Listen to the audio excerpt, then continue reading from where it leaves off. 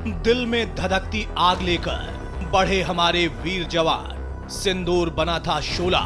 Operation सिंदूर की सफलता ने बढ़ाई भारत की शान। 22 मिनट में दुश्मन से किया हिसाब, दुनिया बोली लाजवाब। 22 अप्रैल 2025 को पर्यटक जब जम्मू कश्मीर के पहलगाम की बैसरन घाटी में घास के मैदान पर चहलकदमी कर रहे थे, तब उन्हें इल्म भी नहीं था कि पल भर में उनकी दुनिया बदल जाएगी।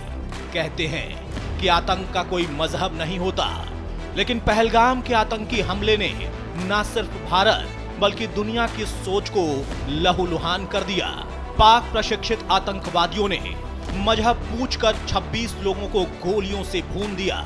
यह सिर्फ एक हमला नहीं था, बल्कि यह भारत की संप्रभुता व सुरक्षा पर चोट और संयम की परीक्षा थी, जिसका जवाब भारत ने अपने अंदाज में दिया।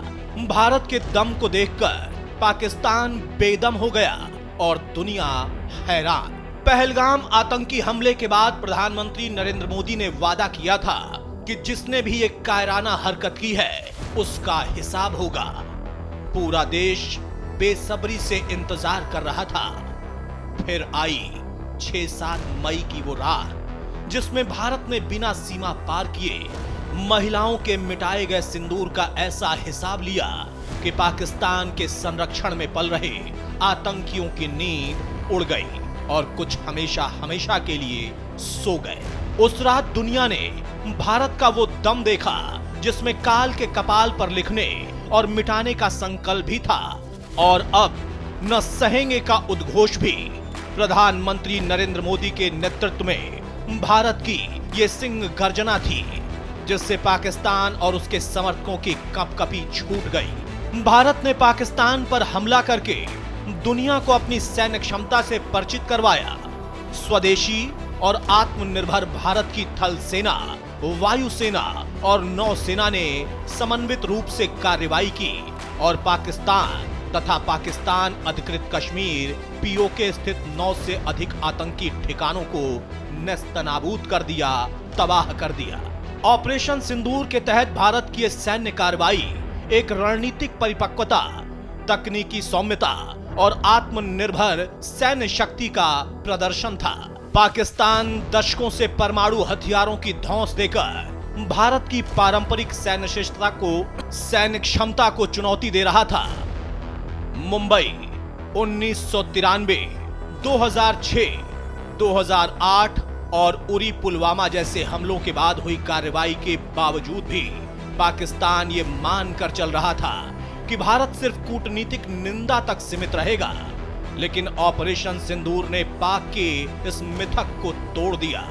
ऑपरेशन सिंदूर की झलकियों से पाकिस्तान को समझ में आ गया कि परमाणु हथियारों की धौंस से भारत डरने वाला नहीं है।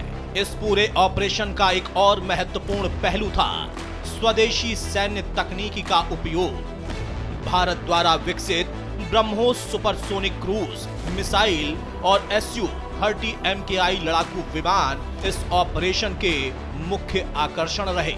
चुनिंदा देशों को छोड़कर दुनिया के अन्य किसी देश के पास ऐसी क्षमता नहीं जहां एक सुपरसोनिक क्रूज मिसाइल को एक लड़ाकू जेट से लॉन्च किया जा सके। इसके अतिरिक्त IACCS integrated air command and control system जैसी तकनीकों ने भारतीय वायु रक्षा प्रणाली ने दुश्मन के हर प्रयास को विफल किया।